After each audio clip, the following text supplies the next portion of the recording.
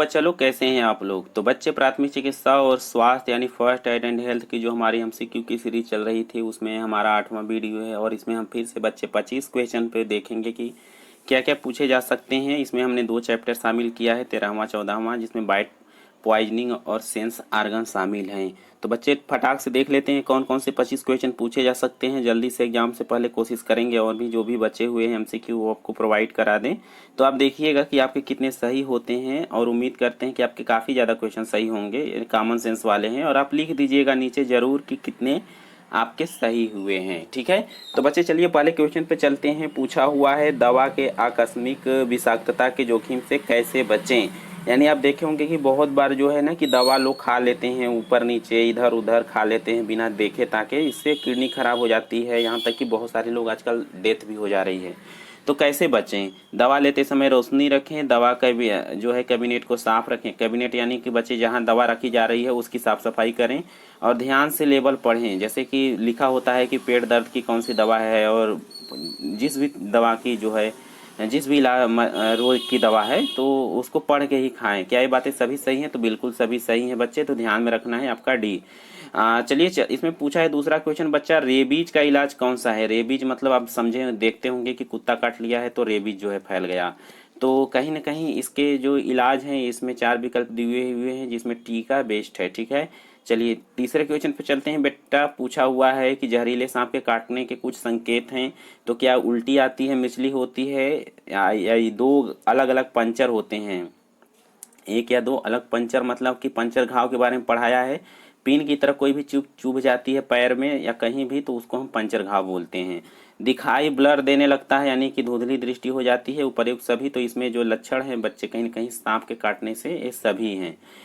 चौथे पे चलते हैं क्वेश्चन पे। पूछा हुआ है यदि आपको हाइपरसोमनिया है तो आपको क्या होगा। तो बच्चे यहाँ पे थोड़ा सा मिसप्रिंट हो गया है। हाइपरसोमनिया तो एक ऐसी बीमारी है जिसमें व्यक्ति को बहुत ज़्यादा जो है नींद आती है, वो कितना भी सोएगा बार बार जो है कि नींद है और दिन में बिना सोए रह नहीं पाएगा। तो यह एक बीमारी है, ठीक है। लेकिन बच्चे ये जो विकल्प दिए हुए हैं वो किसी और बीमारी से मैच कर रहे हैं।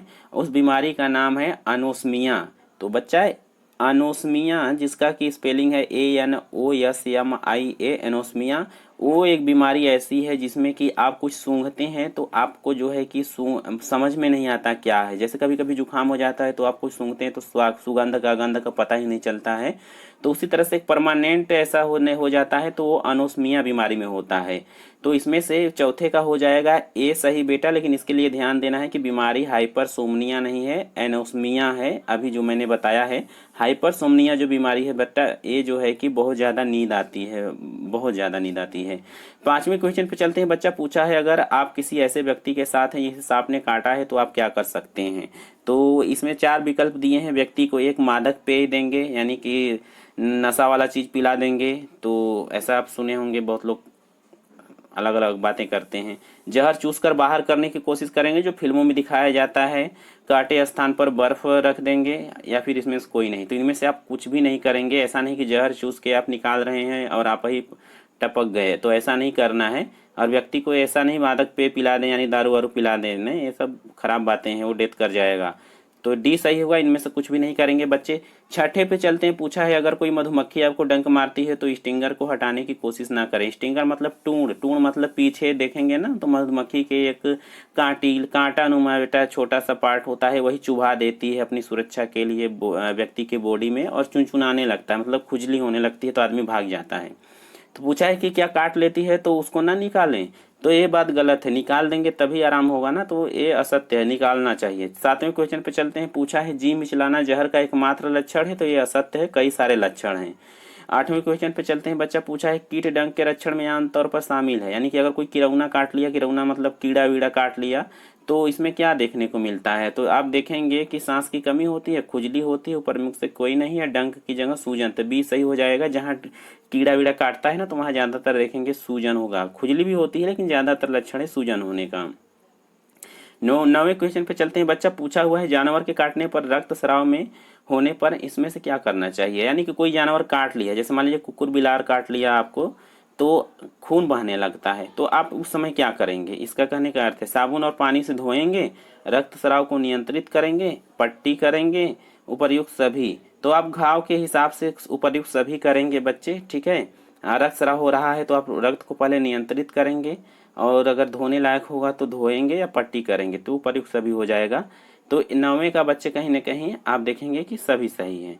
10वें क्वेश्चन पे चलते हैं। बच्चा पूछा है बच्चों में दवा द्वारा जहर के जोखिम को कैसे कम कर सकते हैं। जैसे आप देखे होंगे बहुत बार बच्चे जो होता है घर में रखी हुई दवाएं जो है फटाक से खा लेते हैं और बहुत सीरियस मैटर हो जाता है, डेथ भी हो जाती है। तो इसके लिए हम क्या करें? कभी नहीं कहना चाहिए कि वह दवा कैंडी है। क्या ये बात सही है? कैंडी मतलब एक चॉकलेट होती है। तो जब मम्मी पापा बच्चों को दवा खिलाते हैं तो कहते हैं ले ले लमचू से खा जो, लमचू से खा जो, भुलवाने के लिए, और वही बच्चा उसको लमचू समझ लेता है, मम्मी पापा नहीं होते हैं तो खा के दिक्कत कर देते हैं। तो क्या ये बात सही है? ऐसा नहीं कहना चाहिए। बी में पूछा है दवाओं को बंद अलमारियों में रखना चाहिए, दवा बच्चों से दूर रखें, या उपर्युक्त सभी। तो बच्चे जो है कि ये सभी जो है विकल्प सही हैं। बच्चों को बचाने के लिए सब सारे उपाय करने चाहिए।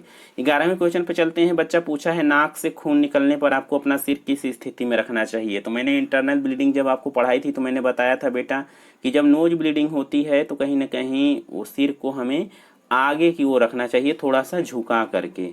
12वें क्वेश्चन पे चलते हैं। बेटा पूछा हुआ है जब आपकी त्वचा के अंदर कोई चीज़ धंस जाती है तो उन्हें कैसे निकालते हैं। तो आप बहुत बार देखे होंगे कांटा चुभ जाता है या कोई कील वगैरह, तो कैसे निकालेंगे? तो एक एल्कोहल स्टेलाइज की हुई चिमटी होती है, उसी का प्रयोग करना चाहिए। इससे इन्फेक्शन होने के चांसेस कम होते हैं। तो 12वें का बी सही हो जाएगा बच्चा।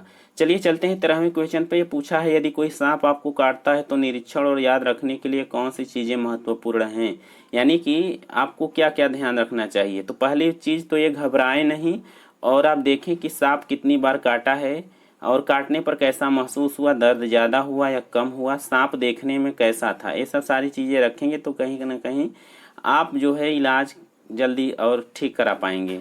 तो उपर्युक्त सभी हो जाएगा बच्चे। 14वें क्वेश्चन पे चलते हैं। और पूछा हुआ है जब नाक के अंदर कुछ अटक जाए तो आपको क्या करना चाहिए। नाक को गर्म पानी से धोना चाहिए, अपने मुंह के माध्यम से सांस लेना चाहिए, जबरदस्ती बाहर की ओर सांस फेंके, नाक के माध्यम से सांस लें। तो आपको ये सब सारी चीज़ें नहीं करनी है बच्चे। इसमें से अपने मुंह से सांस लेना है जब तक कि नाक से चीज़ें निकल ना जाएं। 15वें क्वेश्चन पे चलते हैं। बच्चा पूछा है जानवरों में वायरस कहाँ पाया जाता है। तो आप देखे होंगे कि जो जानवर होते हैं कुत्ते बिलार और भी बहुत सारे भालू वालू जो भी होंगे, तो उनके जो है ना लार में जो होता है बच्चे वायरस होता है, ठीक है। 16वें क्वेश्चन पे चलते हैं। पूछा है ज़्यादातर मामलों में लोग कलर ब्लाइंड रोग का शिकार होते हैं तो किन रंगों में अंतर नहीं कर पाते, यानी कि वर्णांधता आप लोगों ने सुना होगा कलर ब्लाइंड। तो इसमें ना ज़्यादातर लोग लाल और हरे में फ़र्क नहीं कर पाते। ये चीज़ें ध्यान रखिएगा बेटा, बहुत ही इंपॉर्टेंट क्वेश्चन है। लाल और हरे रंग को जो ब्लाइंड कलर ब्लाइंड लोग होते हैं ठीक से नहीं पहचान पाते। चलिए 17वें क्वेश्चन पे चलते हैं। बेटा पूछा हुआ है यदि आपकी आंखों में कुछ फंस गया है तो आप जो है क्या करेंगे। आंखों को पानी की हल्की धार से धोएंगे बेटा, सी सही होगा। 18वें क्वेश्चन पे चलते हैं। पूछा है यदि रेबीज, यहाँ रेबीज होगा, रेबीज के लक्षण है तो इलाज नहीं कर रहे हैं तो क्या होगा, यानी कि रेबीज है और इलाज नहीं कर रहे हैं तो क्या होगा। तो आपको कुछ समय बाद बच्चे जो है पक्षाघात या पैरालिसिस होने के प्रॉब्लम होते हैं, तो इसलिए सी सही हो जाएगा। 19वें क्वेश्चन पे चलते हैं। बच्चा पूछा है यदि किसी को सांप ने काट लिया है तो तुरंत मदद नहीं मिल सकती है तो आप क्या प्राथमिक चिकित्सा दे सकते हैं। तो इसमें ध्यान ये रखना है बच्चे कि जो काटने वाले भाग, यानी कि जिस बॉडी पार्ट पे काटा हुआ है, यानी कि हाथ पैर वगैरह में काटा है, तो कोशिश करना है बच्चे उसको जो है दिल के अस्तर यानी चेस्ट के नीचे ही रखेंगे। इन सब सारी चीज़ों का कहीं ना कहीं आप ध्यान रखेंगे बच्चा। और 20वां क्वेश्चन है जिसमें पूछा हुआ है कि लीच आमतौर पर किस प्रकार के पानी में रहते हैं। लीच मतलब जोंक, वही जो आपका खून चूस लेती हैं। एक ना वो क्या बोलते हैं, रेड ब्राउन कलर का जीव होता है और जो है पानी में रहता है बच्चे, भैंस वगैरह में चिपक जाता है। आप देखे होंगे कभी पानी में गए होंगे तो वो चिपक जाती है, खून चूसती है। तो ये ताज़े पानी में रहती है और मीठे पानी जिसे बोलते हैं, नदी तालाब, इन्हीं सब चीज़ों में। 21वें क्वेश्चन पे चलते हैं। बच्चा पूछा है यदि निगल लिया जाए तो निम्नलिखित घरेलू वस्तुओं में से कौन सा सबसे हानिकारक, यानी 4 वस्तुएं नीचे दी हुई हैं 3, और इसमें से किसको ज़्यादा निकलेंगे तो ज़्यादा नुकसान होगा। तो इसमें तरल पाउडर या फिर जो बच्चा आपका है क्या बोलते हैं इसे, तरल पाउडर या डिश वॉशिंग डिटर्जेंट जो होता है, इसको निकलेंगे तो ज़्यादा दिक्कत होगी, ठीक है, ये सही हो जाएगा। 22वें क्वेश्चन पे चलते हैं बेटा। पूछा हुआ है इनमें से कौन सा संवेदी अंग नहीं है। आप सबको पता है कि आँख, कान, नाक, जीभ, त्वचा, ये आपके संवेदी अंग है, जिसमें से कि गला नहीं है। 23वें क्वेश्चन पे बच्चा चलिए पूछा हुआ है जानवर के काटने से मामूली रक्तस्राव की देखभाल में शामिल है। तो अगर मान लीजिए कि कोई भी अगर जानवर काट लेता है, कुत्ता घर का काट लिया, बिल्ली काट लिया, कुछ भी है, खरगोश काट लिया, तो इसमें रक्तस्राव होता है, तो उस दौरान जो है क्या आप करेंगे। तो इसमें साबुन पानी से धोएंगे, स्वास्थ्य विभाग को कॉल करेंगे, टर्निक्वेट लगाएंगे, गर्म पानी में भिगोएंगे। तो आप कोशिश करेंगे बच्चा, जो आपका टर्निक्वेट होगा, टर्निक्वेट एक बैंड होता है, जैसे उंगली में कोई काटा उसके ऊपर टर्निक्वेट बैंड लगा देंगे ना, ब्लड देने जाते होंगे तो लगाया जाता है ताकि जो है ब्लड रुक जाए, तो ये टर्निक्वेट लगाते हैं।